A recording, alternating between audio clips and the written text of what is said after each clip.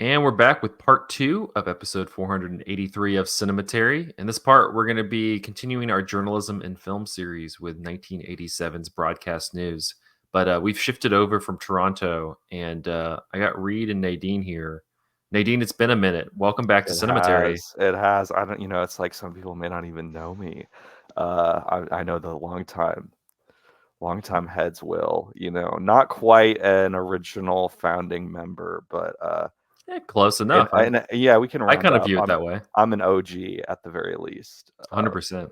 And it's good to be back, it's good to be I feel like I went through, and I still kind of am, but like went through the woods a little bit with my terms of like enjoyment of movies Hmm. and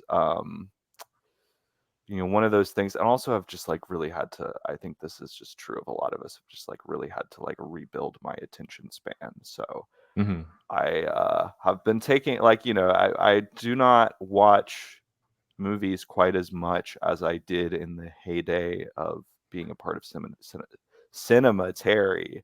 Wow, can't even say the name anymore. But it's like kind of nice. At some ways, it's kind of nice because um, I just feel like I am a little bit more like, I don't know, a little more. I don't know what word I'm looking for, but just like it's just like a rare we're occasion to watch a movie. So it's like my thoughts are a little more zeroed in. we're getting close to 10 years of Cinematary. It was a lot of years we were like Crazy. drinking beer. Now we're in our glass of wine age of Cinematary. We're much Yeah, more refined. yeah. Yeah, and it's like you kind of, I think sometimes it can be easy too to like get your, when you're talking about movies, discussing them, and then like sort of your watching of them gets bound up in that, Yeah. where it's just kind of like separating those strands, which I feel like is kind of, not entirely unrelated to this movie of like Yeah. for personal relationship, your conviction and your belief in what you're doing versus like doing it. I don't know. No, 100%. Anyways, I'm rambling, but good to be back. Yeah. We got Reed's back because he's like lurking in there's a Shyamalan series and he's like lurking in the woods in the background. So he's like having to slowly come back in before diving headfirst into that series. Yeah, I mean, I think I may have made an appearance at least once every 6 months for the past several But years, but this that's but this about time it. you're like, "Oh, well, what are they doing?" I know. I think I was I the the same way with like signing up for almost everything in the Shyamalan series. yeah, bat Yeah. signal just went up, and Yeah. Yeah. I have to be there. All right. Well, let's jump into broadcast news. Written and directed by James L. Brooks, stars Holly Hunter, William Hurt, and Albert Brooks.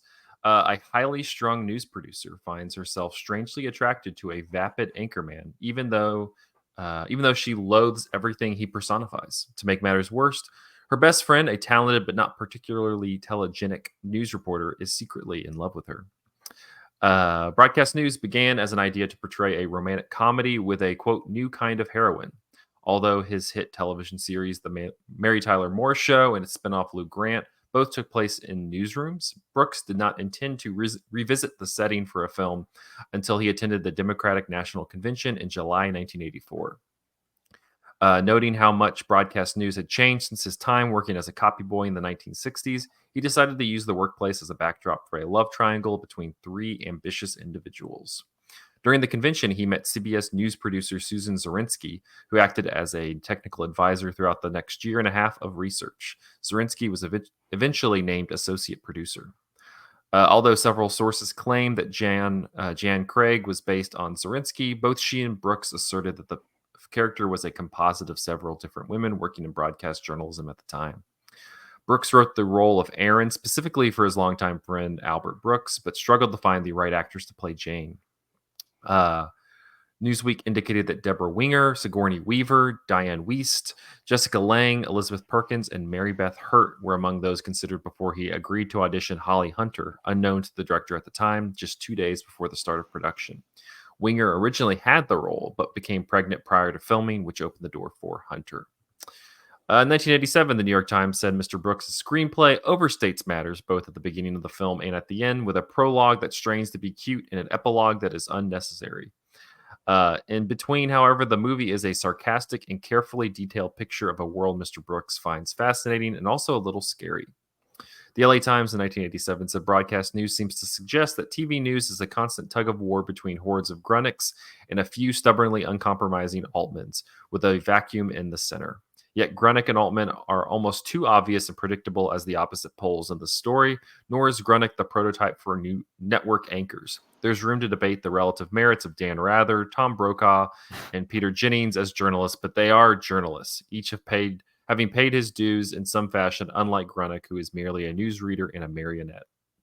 And Roger Ebert in 1987 said, broadcast news has a lot of interesting things to say about television, but a thing it does best is look into a certain kind of personality and a certain kind of relationship. Like Tears of Endearment, the previous film by James L. Brooks, it does not see relationships as a matter of meeting someone you like and falling in love. Brooks, almost alone among major Hollywood filmmakers, knows that some people have higher priorities than love and deeper fears.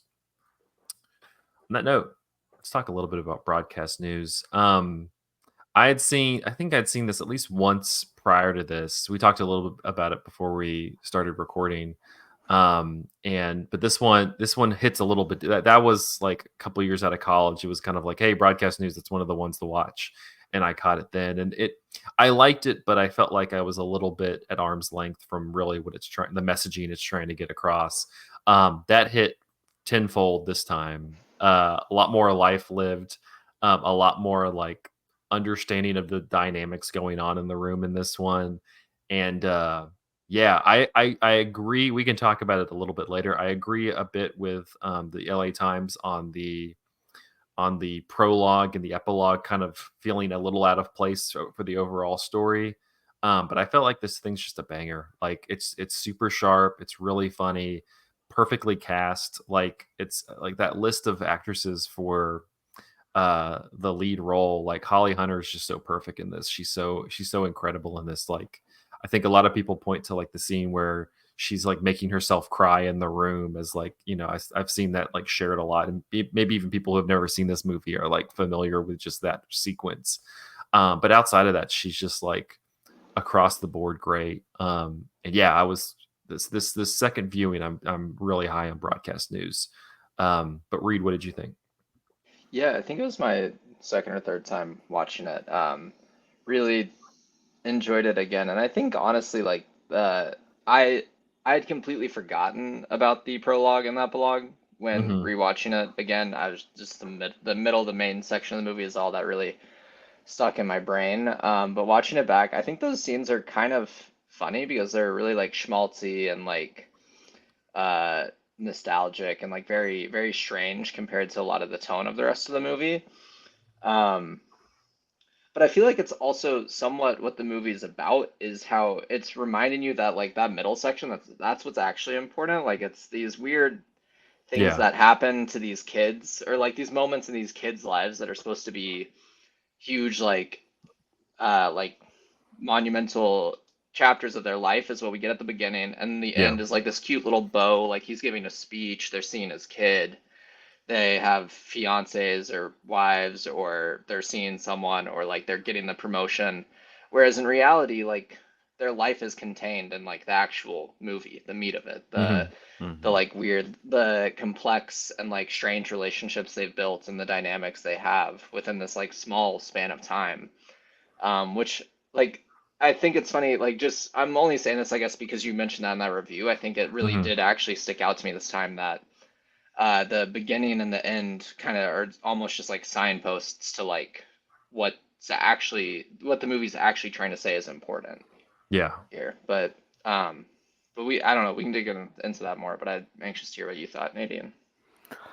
Yeah, it was also a rewatch for me, and I feel like it's one of those movies that, at least in my experience, it I feel like I was taught certain like scenes like in screenwriting classes, or like Hmm. given kind of examples of just like this is like um good writing. And I feel like it's so interesting to me kind of hearing about some of the casting, and just the fact that like Holly Hunter, like that there are many other contenders for the role, because it just feels so like molded to her. Mhm. And one of the things that I thought was so interesting, kind of rewatching it, was just thinking about like her accent and the fact that they like, they say that she's from Atlanta, but one of the things that's odd to me about that prologue scene is that her father like does not have an accent at all.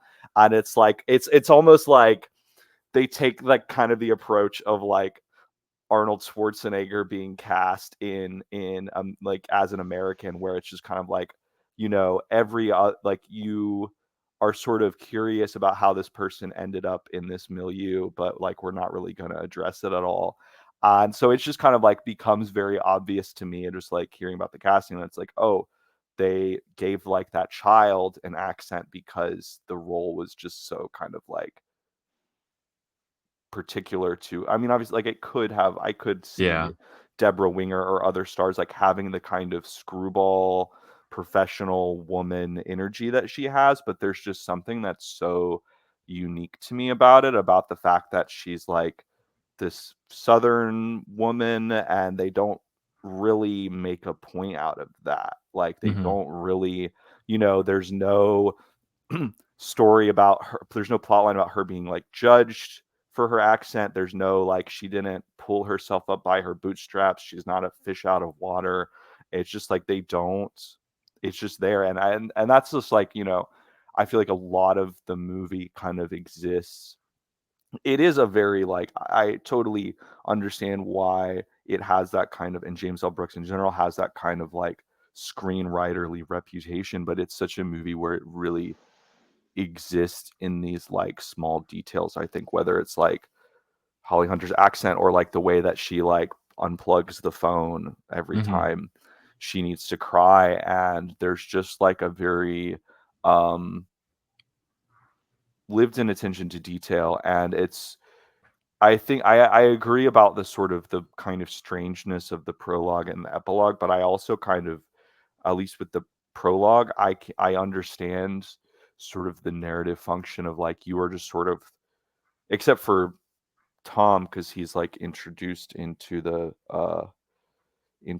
narrative, but the Albert Brooks Holly Hunter relationship is just like, Yeah. it's sort of just communicating that like these people have been this way before you ever met them. And so the relationship, it doesn't, we know they're coworkers, we know they're friends, but we don't know, in similar way, like with her accent, we just know these like broad gestures of like they met each other at some point in working together and really bonded with each other, and now we're just like thrust into this really particular dynamic that's very well established, and in the performances too, of like, it's a relationship that like you're supposed to feel, and not one where it's told to you. And I think that's what really makes this broadcast news kind of has a lot of staying power, is just because of that relationship.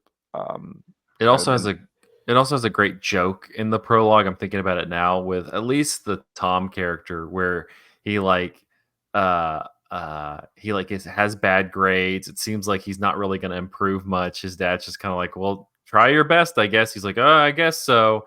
I don't know what I'll be able to do. And then it has like future news anchor on like on the screen like immediately after, which is like a nice little like visual gag kind of there. But yeah, I agree totally on like it creating this very lived in environment. Like, um, it is a movie of like super tiny details. The unplugging of the phone, like that ritual, like there's something really like nice about, you can just tell that she has this ritual from I'm gonna unplug the phone, I'm gonna cry, I'm gonna clean myself up and then plug in the phone. Like there's just like it gives you the idea that this is not something that she's like, I'm just gonna do this once. It's like, no, this is like, this is a part of the day. Like this is something that she's Mhm. doing frequently. um and it has, just kind of a lot of those details where, yeah, you don't need to spend a lot of time kind of going like, this is this person, this is this person, like because it feels so lived in, you immediately catch up to the characters within like 5 minutes of the movie. Like you don't need to sit there and go, this is the Albert Brooks character, this is the Holly Hunter, you kind of get a sense of everybody very, very quickly. Even when you meet Tom, when she's speaking at like the conference, and he's kind of there. Mhm. He has this woman kind of on his arm to a degree, but he's locked into what she's saying, and just the way he kind of goes and is talking to her, where he's somebody who I think you can tell whenever he goes up to a woman, he feels like he very much is like in control and is like the dominant figure in every conversation. And that's what kind of draws him into Holly Hunter, because Jan is very like, she dominates, like whether regardless of like it's less that she's just like a dominating presence. It's more just, it's like the comment that the news boss makes later in the movie. Like, she kind of comes in as like, I'm the smartest person in the room. I know the answers. And for good or for bad, that kind of puts her like in a conversation she's going to probably lead. Um, but yeah, I think a lot, looking through those actresses, those are all really good actresses, but like Holly Hunter, like you get some pathos, you get some like empathy Mhm. out of this character, even though she can be a lot. And I feel like that's a testament to Holly Hunter. There's a really great moment I noticed watching this time where they're at the party, pretty like two-thirds of the way through the movie or so, and the one woman, or maybe about halfway, and the one woman, I think Jennifer, asks Hmm. Jane if she could start talking to Tom, and Hmm. then she is like conflicted, doesn't really know, Mhm. hasn't like kind of sorted out her own feelings on the issue yet, and is even surprised that she's conflicted.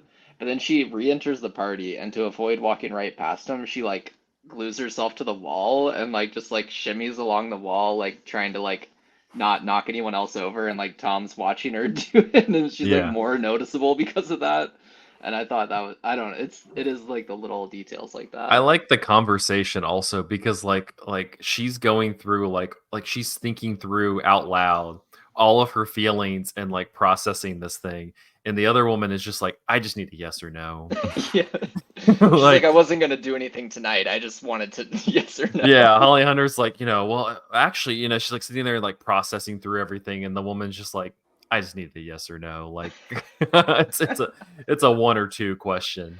I feel like that's one of the things that's like really stands out about broadcast news too, is just like she is not like, she is an endearing character, but not really a like conventionally likable character, at least Mhm. in terms of like a female protagonist, and especially in terms of like a movie that is ostensibly a romantic comedy. Yeah. Um, but it's also it's just really fascinating to me because it's like it is romantic, but it is not, it is a different kind of romantic Yeah. comedy, of just like it is not like, it is about the will they, won't they, but it's not, first of all, it's like, There's no meet cute, yeah, Yeah. it's totally within these like kind of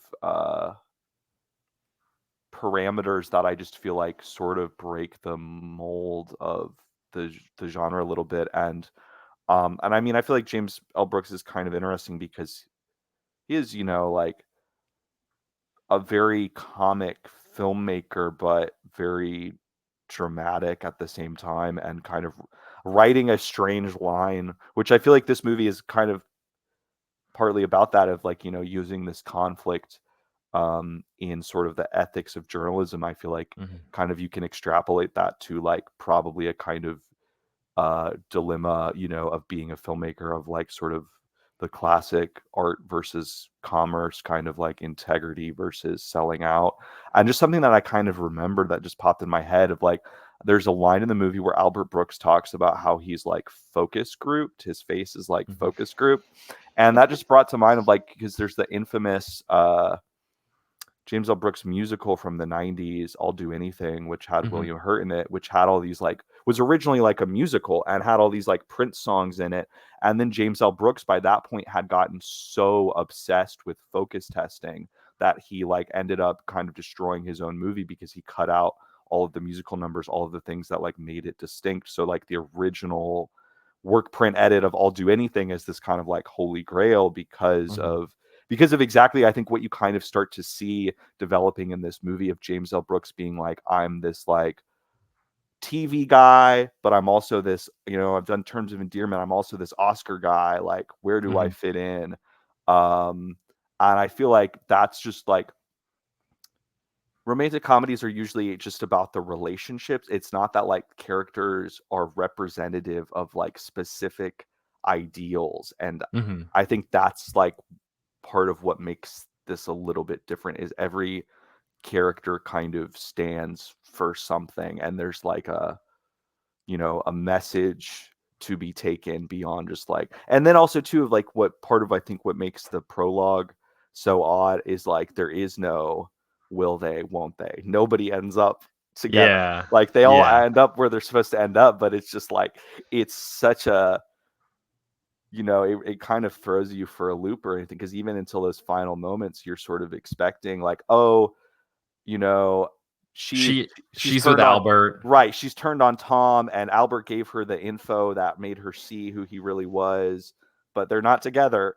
Yeah, yeah, And yeah. also he's still like, that's kind of crazy too that like nobody, like Tom is like still this like acclaimed journalist, and it's like that would have been, there would have been a scandal. I don't know about that. Like, Oh yeah. You're just like, I guess she held on to that one, so he owes yeah, her that's a, that. especially I'd also forgotten too. Misremembered totally of like I thought he was like it was just some like, you know, political news segment that he had like faked himself crying. I totally forgot that it was this segment about date rape, which Mhm. just kind of like gives this like other kind of level of, I do, that is kind of something that I think is kind of odd about this movie is like Tom is kind of cast, there's not really like a villain either. You know, it's like Mhm. No. Tom is kind of the bad guy, and there is this way that he is like actually the devil, but there's still room for the devil. You know, like Well, and it at the doesn't same cast time, him out. yeah, at the same time, Albert Brooks's Aaron says some like truly unforgivable shit to Yeah. Jane, Yeah, and then she just kind of moves on. You know, like yeah. that's just how their relationship is. But Yeah, it's what he brutal, some of the says lines he has. about like being fat and single, like I'm just like, what Yeah. the hell, Or bro? when I he like or know. when he like shouts at her in his house when she's gonna go to meet Tom. Yeah. That's like honestly, I was gonna say, like Albert Brooks is really the only person who can handle this role because like, yeah, like he says some awful stuff. Like just over the hmm course of the movie, he says awful stuff. But like he's able to sell it because it's Albert Brooks. Mm-hmm. And he's For sure. he's even more, I was like thinking about this while you were talking about the romantic comedies, and um this very much exists, I feel like, in the same sphere as like an Annie Hall or a When Harry Met Sally, like Yeah. in terms of like they're rom-coms, but there's like a little bit more teeth to them and they're a little bit more smarter with their relationships. But I was, just mentioning Annie Hall, it's like, yeah, this is kind of, or even the Billy Crystal character in When Harry Met Sally, like Albert Brooks is kind of the Woody Allen character, if you had to place a Woody Allen character in there. But like Mm-hmm. there's something about just Albert Brooks in general as an actor who I feel like can kind of sell. He can say that kind of stuff, and it lands differently if it was Albert Brooks saying it compared to like if it was like Woody Allen kind of playing this similar role. Mm-hmm. I feel like Albert Brooks is able. I don't even know like how to describe it. He just is able to kind of sell some like evil shit, saying some evil shit, but in a way you don't like necessarily absolutely hate him by the end of it. You can still feel like, and I think that's something of like, even though the opening flashback kind of prologue or origin story is like tonally very different from the rest of the movie, it also like you can, it's really interesting because I feel like that's something that in what you were saying about Albert Brooks is that I think part of what that is that he still has this very like childlike essence, Yeah.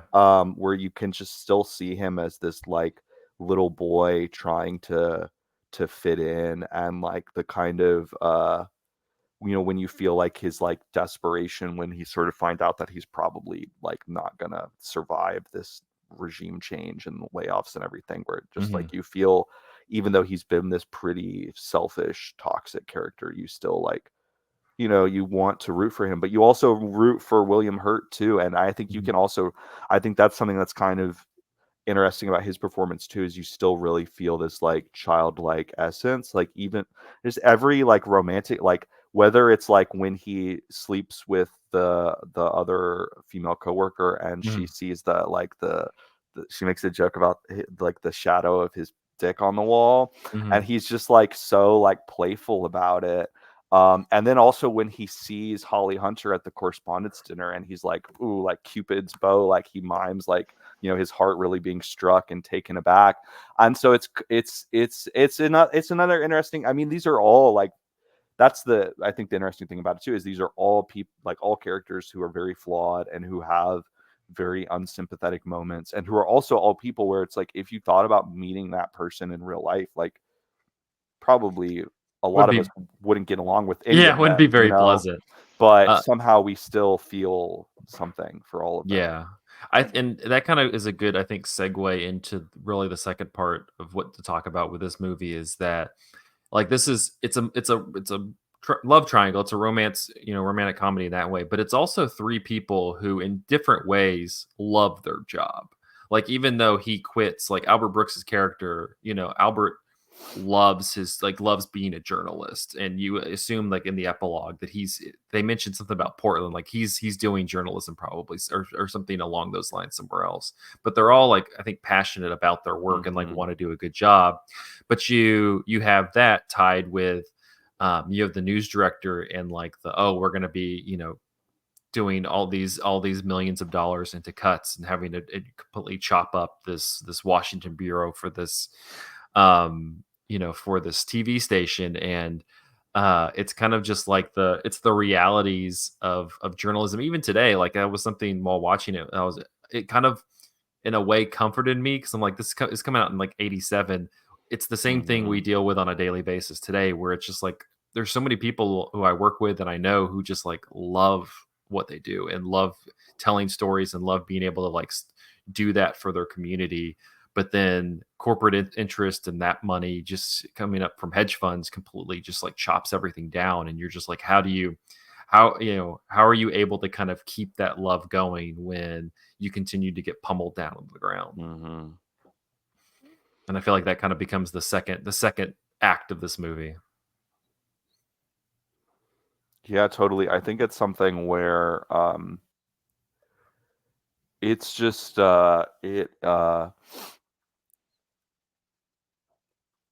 it uses the workplace is not really the source of, like, I feel like in so many like workplace, sort of set Hmm. romantic comedies, it's like that's kind of the driver of hijinks and like, oh my, the awkwardness or whatever. And they're all able to like still work together and like coexist. And there's obviously gags kind of like about like uh you know trying to avoid people or whatever, but Hmm.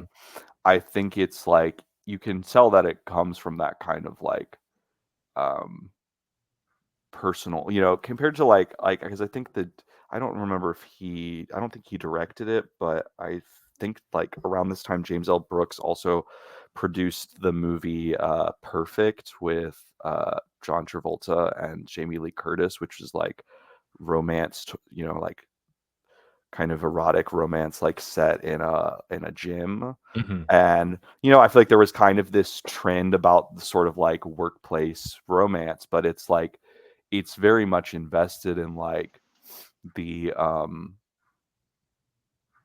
like you were saying, the kind of relationships of these characters to their work. And I think that's like uh what makes the Albert Brooks Holly Hunter relationship so interesting is just like you can tell that like the work is their relationship, and like that's the thing that is like their intercourse. And I think like one of the Yeah. best scenes in the movie is when Tom is doing the like anchoring. That's the Yeah. word. Yeah. Yeah. The Special. first Yeah. time. And she is giving him the directions, and you just feel, and there's that amazing kind of use of like the split diopter shots Yeah. Yeah. Yeah. over the Hmm. shoulders, and kind of like getting everyone's perspective in. But it also makes it feel like when he says like you were inside my head, like the way that it is framed and shot and everything really does make you get that feeling of like this voice, this like she is inside his head. And it's kind of like, I feel like the movie, you know, especially with the ending where it's like there's a place for everybody in Yeah. journalism, but also emotionally they can all coexist with each other. But I think that's kind of the interesting thing that it's sort of lands on a little bit is it's like there is a purpose for the puppet. There is a purpose for Mhm. the pretty mouthpiece and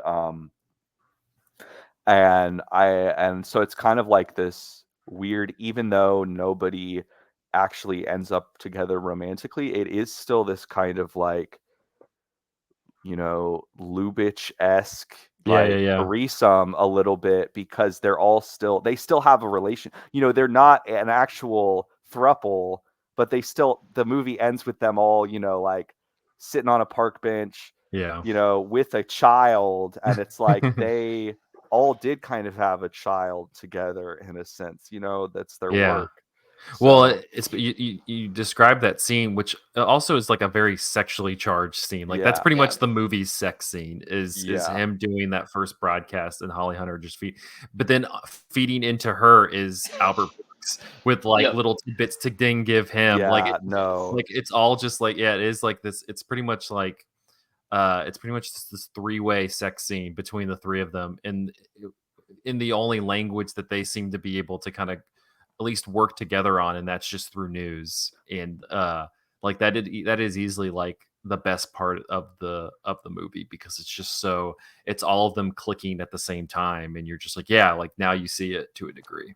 And I think You it's like also, oh, go oh, ahead. sorry. No, go I was ahead, just please. gonna say you also get the sense that, like with the scene included, you get the sense that Albert Brooks and Jane, like, sorry, I forget Albert Brooks's character, Aaron and Jane would Yeah, have just continued their relationship exactly as it was, sure. potentially forever, if Yeah. Tom had never showed up and just kind of like fucked everything up. Because like y'all are saying, to them, the work is the relationship. Like, sure, they might like Aaron like might want a little bit more from Jane. Like he might like yearn for that deep down, but he doesn't care. He just wants what they have when they go into Mhm. work together. And then Tom shows up, and then Jane realizes she wants something more alongside the news as Yeah. well. She's like actually sexually attracted to him, and that just like absolutely ruins Aaron's world. Well, and going back to Nadine's point about the character about Aaron as a character, like he's just so he's like a child still, and so Mhm. so he's kind of looking at it, oh well, we work together like that's the relationship. He has no concept of, I mean, we talked about like the stuff he says out in other contexts, like yeah, because like outside of the work context where they're talking to each other as just human to human, he seems to really struggle with, and he says stuff that you're just like, what the hell are you doing, man? And so like the thing I think that gets him the most about Tom, that I think at the end eventually gets him to a place where it's like you're an adult now, is like he just couldn't understand why she'd be attracted to him. And it's like yeah, because like it's two adults who are attracted to each other. Like Mhm. she's not attracted to you not because of anything else, but then that you're just pretty much a child who is like kind of looking for her to like reassure you, and like nobody wants that. Hmm. Mhm. I think it's also like really you know, it's not literally about this, but it's like my experience in journalism, if you call it that, is, you know, it's just like on the page, on the screen, the Hmm. written word. But I feel like it does I really like that it shows that like this is like, you know, like when she like basically writes the story for Tom like early Hmm. on, and Albert Brooks is like, "Oh, like, you know, I thought you were above this, blah blah." But it's like, you know, that Hmm. is like I think one of the, and I've never really been in an editorial position. I've just been kind of on the writer side of it, but that is one of the things that is so fascinating to me about it, and just kind of is just like the way that it is like nobody is ever, you know, you might have just your name on something, but if you're a writer, if you're a journalist, whether broadcast or print or radio, you know, I still Yeah. think, I guess, but it's like there's always that kind of balance of like the words, the meat, the writing, and kind of the presentation. And it really is like sometimes when I feel like the best versions of those relationships, it really is like this kind of like having somebody inside your head, you know, having somebody who's like able to sort of predict what you're able what you're going to say, or is able to see what you're trying to say better than you can.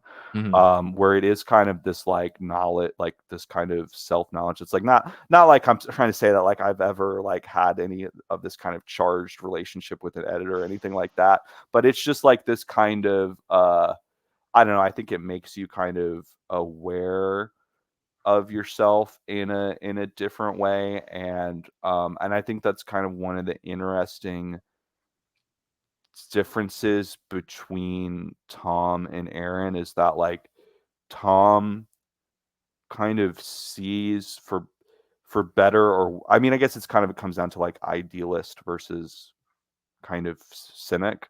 Um, but in some ways, it's like the movie is not. I feel like those framings aren't right, because, like we've been saying, like the movie is not really like cast judgment on one route, and there's this kind of like, it's Tom kind of lets himself be used. He sees himself as this like cog in a machine and this kind of imperfect element, whereas Mhm. Aaron is like tries to do everything himself and thinks he can do everything himself, and it's like, you know he has to learn the hard way, with like sweat dripping down his face, that like he doesn't know everything. um but yeah, I don't know where I was going No, with that, but you're right though. Speaking as, I guess, the editor within the group, like it's kind of a tough role, especially if you come from it like where you've been writing and like you have yeah. your own distinct voice. Like the job is not to go in there and be like, well, this doesn't sound like me. I would have done it this way. I say that all the time where I'll read something and be like, I would have done this differently, but that's not your job to do that. You don't rewrite it that way. You A good editor recognizes the strengths of the writer, and like it finds the way, how can we best accentuate that more in order to make a better piece. And I think that's what's interesting. This past watch of this movie is like that's the kind of two dynamics, is like the Tom dynamic is vilified from them at the top, where it's just like, oh, like he's just an egotist, like he's come in, it's all entertainment, is news, et cetera, et cetera. But he also, like to your point, Nadine, he's somebody who is much more open to collaboration, because he's just like, I don't know everything, so I'm more than Hmm. happy to let you kind of mold what I do best and make that a better piece. While Aaron is more, he's in the same mold as Jane, where it's just like, I know I'm the smartest person in the room, I know everything. And that might be true, but that might, your way of doing it may not always be the best way to present this story. And so like that's the kind of thing that Aaron learns in a very humbling and also incredibly funny experience when he's Hmm. finally anchoring, which just to like say, like, it's a very funny sequence. But he learns, it's like, yeah, like I think that's where he kind of learns to grow up, because he's like, yeah, I can't do that. And I think the lesson to take away is that, again, like we've been saying, like neither way is right. It's kind of trying to find and strike that balance. And that's where the growing up happens. That's, again, to bookend it a little bit, that between the prologue and the epilogue, the finding the way to kind of meet that middle section is where it's at. That's where you find the Hmm. best work. It's all um in relationships. mhm. It's all in relationships. um yeah. Can we talk real briefly? He has a presence lingering over this, but Jack Nicholson in this movie as like the lead anchor. You see him like a couple times. You see him as like this. He's this kind of look to approval. There's the sequence where Albert Brooks gets all excited because he thinks he smiled after his story. Hmm. He calls and like compliments Jane on her work and tells her to kind of take the credit. It's not, you don't have to like funnel somebody into that credit. And then you have the scene like late in the movie where you finally see him in person, and he shows up at the newsroom on the day of the massive layoffs, and is just kind of there leering over everything as this kind of, it's this like weird, like everybody, like all these people are going to get laid off, so let's bring a celebrity in to a degree, because he's just kind of there and people are Yeah. like kind of at awe at his feet. um what did y'all make of Jack Nicholson's like brief appearances in this, to kind of as a kind of lingering force that's not it's not the, it's not the bosses, it's not the people in the top floor, but he ain't that far off.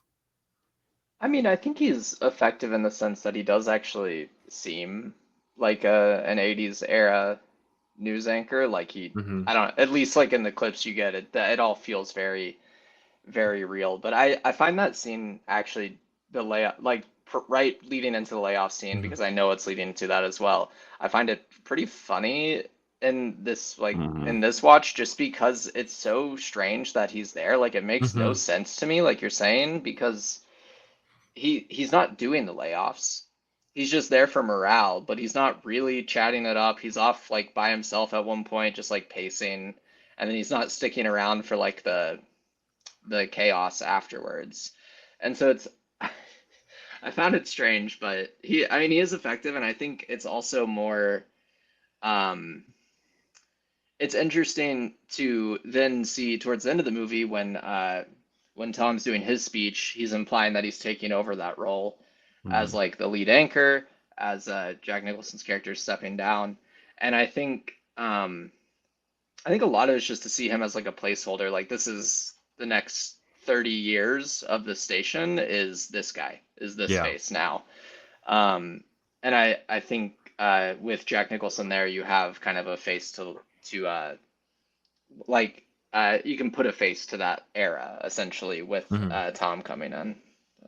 I love like when he meets Tom and they just like linger on the handshake Yeah, yeah. for like a Do a minute, close up and linger. in this very like it's like the predator handshake, but like really awkward, and it's interesting because it's kind of like too also it's sort of like the devil is like already here, it's like you know eh, and two, I think it's kind of interesting that they sort of like intimate that because the Joan Cusack character, like comes up to him at one point, and the sort of to me the subtext is that they had, some kind of relationship, and he's like glad that she is being fired, so he doesn't have to deal with the aftermath of that. Yeah. Which just like I feel like that's kind of another, again, it's not like a focal point, but that's just kind of another like touch of reality because it's just like it's like that is a real thing, and so it's just kind of seeing that like um just acknowledgement of like the way that people kind of use their like positions of power and influence. It's like like on the one hand, like, I feel like the movie is kind of like it's just very, I was sort of saying earlier of like there's kind of like the idealism versus cynicism, um, sort of Hmm. represented in Aaron and Tom.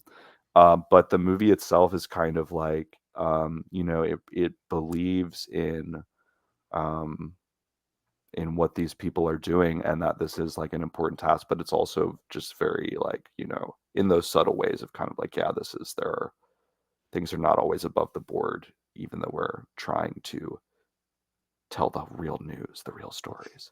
Yeah. I mean, I feel like it seems like James L. Brooks and Jack Nicholson are pretty tight. I could see Yeah. why Yeah. like he got that role, but like you did like he's perfect for that. You need somebody that can kind of that has like a command outside of just like whatever the character, because really like you don't know, it's not, I forgot what his name is, like Bill, is it Bill Rorish or Bob Rorish or Something like what, that. it doesn't matter, it's Jack Nicholson, like Yeah, yeah, it's yeah. pretty. And you like kind of need somebody like that. You need somebody who it's just the actor is there. And I think that like he's kind of, I don't know who else you would like you could contend with. I think of I don't even, I'm thinking of like the, what is that the other TV broadcast, what is it, the Morning Glory, where they have Oh, with like Harrison Harrison Ford. Ford. Like somebody like Harrison Ford wouldn't work in 1987 because he was still kind of new, but you need somebody like that just to like kind of just be a movie star in that role, Hmm. and like that's kind of that's all he needs to do, and I think he like nails that. um any final thoughts on broadcast news as we wrap up? I think it holds up. Yeah. two, two All the thumbs up. all the Yeah. news that's fit to print. Yeah, what I love the one line. What is it? When Albert Brooks is interviewing the guy, and he's like, "Fuck, fuck, fuck, fuck. Can you run that?" And he goes, "Only if it's a slow news day." I like that. The other line I love from this movie that I didn't notice till this time was when Joan Cusack gets laid off, and she's like hugging Holly Hunter to leave, and she goes, "Jane, I don't know if you knew this, but except socially, you're my role model." It's incredible. I just love except socially, you're my role model. um, but yeah, broadcast news, good one. All right, well, that'll wrap up this episode of Cinematary. You can find us on Twitter and Instagram at handle at Cinematary. For those listening, it'll be a little late, but we'll probably have some recaps of the Toronto Film Festival on both of those platforms to check out. If you'd like to support the show, patreon.com/cinematary. Thank you so much to our patrons, Cam, Ron Hayes, Tanner Huskins, Teresa Marsathi, and Tyler Chandler. We appreciate you supporting the show. We're going to be wrapping up our journalism and film series with 2015 Spotlight on the next episode. So it's, we talked about All the President's Men in the previous episode. I think this is going to be kind of a nice little tandem as we look at how both of those are portrayed decades apart. And we will have, I believe, two, but I'm hoping to have two journalists from the Charlotte Observer with me who are younger, who like look up to this movie a lot. So this is very much like the more recent version of like All the President's Men in terms of inspiring journalists. So until then, thanks y'all for listening, and we'll see you next episode.